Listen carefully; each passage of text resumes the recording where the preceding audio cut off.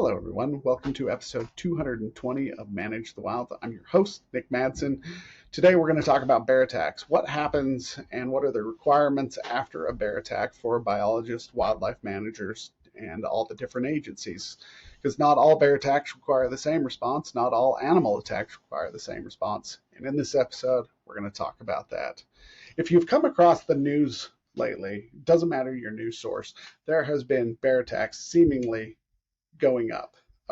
They're rising. It just seems like that. Or I'm more well connected in the news lately, but it seems like to me there's more this year than there has been in the last few previous years. There's been attacks in Montana, Wyoming, some in Alaska, and now Banff National Park up in Canada. A couple was killed as they were doing a 5-day trek. And there are requirements, and each country has their own different requirements, as well as each agency that have their own requirements. And then the status, the status of the animal, whether it's an endangered species, threatened species, those also have requirements that you have to go through as well. So a bear attack is reported, whether it's wilderness, whether it's in a campsite, whether it's in a home. The first thing that's going to go out is the call is going to be made, and the biologist as well as wildlife officers in the area, depending on state agencies, sometimes law enforcement and biologists are the same, they are going to go to that scene and they're going to immediately make sure the scene is safe. They never want to start walking around just willy-nilly like nothing's going on, because the bear, the cougar, the moose, whatever wildlife it is, maybe in the area. That is the number one thing, is your safety versus just walking into a scene being unaware. Whenever there's attack, it doesn't matter whatever wildlife, whether it's a goose, a robin, a swallow, when you come into a scene, they always have to make sure that their safety is number one priority. They got to make sure the area is clear, especially on a bear attack, whether it's black bear, brown bear, grizzly bears, polar bears. The number one thing is to make sure the area is safe. Oftentimes in the backcountry, there'll be a bear report will have been made, a bear attack, and they'll go in, and oftentimes the bear is still in the area, whether it's still feeding on the people that it's killed or whether it's trying to still attack those people. So those situations are very dangerous. And oftentimes you're close quarters, you come around a bush or a tree and they're right there. It's very intimidating. Living in Ketchikan, Alaska, I came around a walkway around and I had a bear within 10 feet rise up at me and bluff charge me. It was the most intimidating and terrifying situation that I faced before. So when they are coming into those areas, their job is to make sure the area is safe. Sometimes when they come in on this situation and they find the people who have been attacked, the bear is still in the area, the bear is going to oftentimes protect its kill. Not aware they're people, it's just food to them. And so it's going to protect its kill. And oftentimes these situations force the officer to, or biologist, to make the decision and euthanize the animal for their own safety. Once you come into the scene and you make sure everything's clear, you now have to start getting have to communicate a lot, depending on the situation, depending on the species, depending on what's going on. I got called in on a cougar that was on somebody's doorstep. I go into this situation, make sure that it's safe. We end up locating the cougar, but I realized that I needed more help. So I start calling the other biologists. I start calling law enforcement because we got to make sure this is safe. I get a hold of dispatch and make sure that they are aware. So this is exactly what you're doing. You're communicating with your team. You often have a team in place for situations like this. Whether it's a cougar, whether it's a bear, a moose, there's a team ready to respond to these incidents. And oftentimes it will take a lot of people. If there is a bear attack that happens in the backcountry, like in Banff, these guys started hiking at 10. They didn't find the bodies until 2 a.m. You have to mobilize your team sometimes beforehand before you go into these situations if they're backcountry. So you're going to make sure you are working with everybody available. Some of the challenges you face is agencies. Let's say your state but yet this happens on federal ground. You also have to work with the feds. What if it happens in a national park?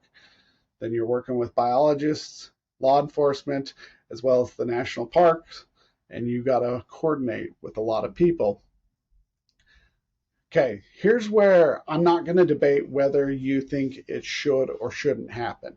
If there is a bear attack and the bear has attacked people and the people are killed, like in Canada, they oftentimes will go in and remove the bear, whether they kill it or they relocate it, depending on the severity of the event. In the situation in Canada, they were forced, because the bear was aggressive, they were forced to shoot the bear. But it depends on how the severity of the event. If you come around the corner like I did while hiking down the trail and you just startle the bear runs at you, knocks you over, and takes off, does that warrant a euthanization of that bear? My personal opinion is no, it does not. But if a bear comes in, a grizzly bear or a brown bear comes in, attacks a fisherman, kills him, starts eating his body, there's a situation there where you don't know if the bear has something wrong with it. Oftentimes, as they approach that 20-year mark, they start getting older, they start losing their teeth, they start having a harder time moving, they start attacking easier prey, and yes, humans are a lot easier to tackle than an elk. So you may have more situations. So I'm not going to discuss whether or not we should. Oftentimes, I like that decision to be left in the field, and then if possible, you can leave it at a later date. Some of the bears that have gone in on attacks, they've had GPS collars, and they can decide whether, okay, this is the third time it's attacked somebody. Okay, 3 strikes, you're out. So there is that. But an investigation has to take place. So whether it is in Canada or Wyoming or Alaska, they're going to review and turn it into a crime scene if there is a major attack. If somebody just gets knocked over because they came around a bend and the bear was scared, not necessarily going to be an investigation. They're going to look into the actions of the individual, and they're going to look into the actions of the bear and say, oh, this was an appropriate response. Situation that I know about, a guy was elk hunting. He was using a recurve bow, and he was covered in elk urine, and he was calling in elk, and a cougar stalked within 10 yards of him. He stood up, started waving at the cougar, hoping it would go away, and with his recurve, he killed it at less than 10 yards. They went in and they had to do an investigation. One, you never want to kill wildlife unless you have a tag or it's in self-defense. And so they have to make sure that the killing of the cougar was legitimate, just like whether you are fishing and a bear runs at you to try to steal your stuff. If you could reasonably have gotten away from the situation, not putting yourself in further danger, they need to know whether you made the right call or not. There's a video that's floating around of a guy walking down the trail, and a cougar comes at him, and he turns and faces the cougar and walks backwards, and the cougar keeps coming at him. Now, if the cougar would have gotten any closer, he would have been justified. One, it was videoed, which is always nice. But two, there was direct threat to him. And so the investigation would have shown that. So they need to do an investigation, but they're also not just investigating the people who are involved, but they're also looking at the wildlife. Was the animal injured? They're going to perform a necropsy. They're going to look at how old the animal was, wear and tear of the teeth. Was it injured? Was it sick?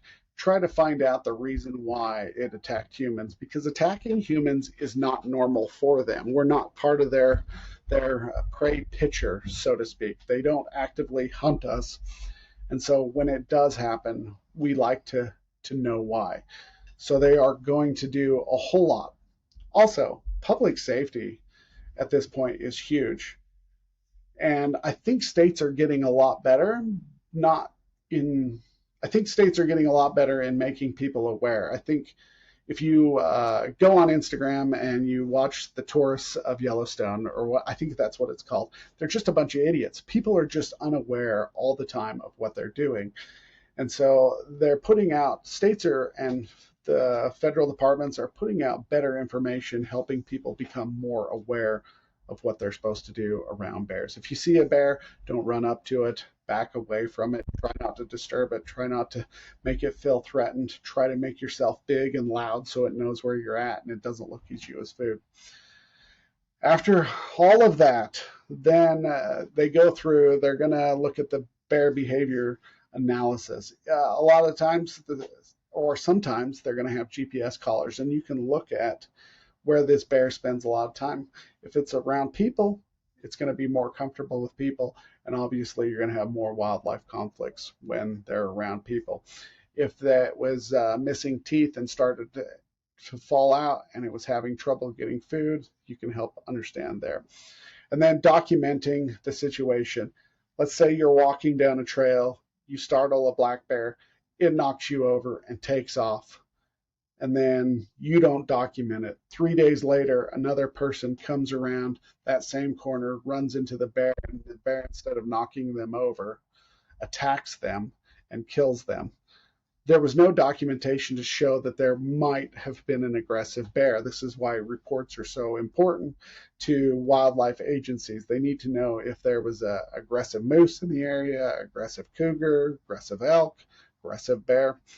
And so they can start looking at these areas and be like, okay, we have a problem animal here. We need to move forward with whether we are going to haze it or remove it.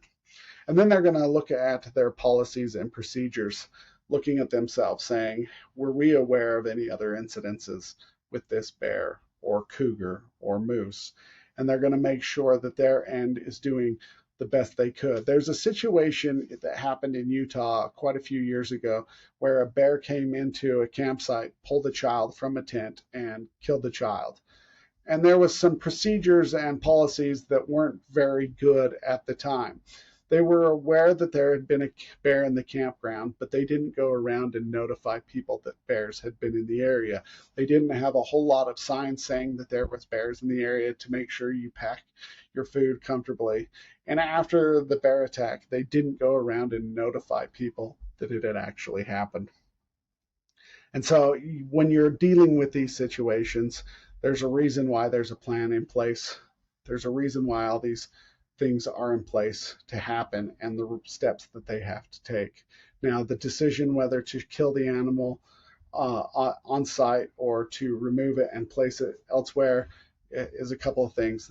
Whether the bear, the level of aggression shown, the incident that they were involved in, whether there was a human mortality or not, and the number of incidences, those all play into whether they are euthanized or not.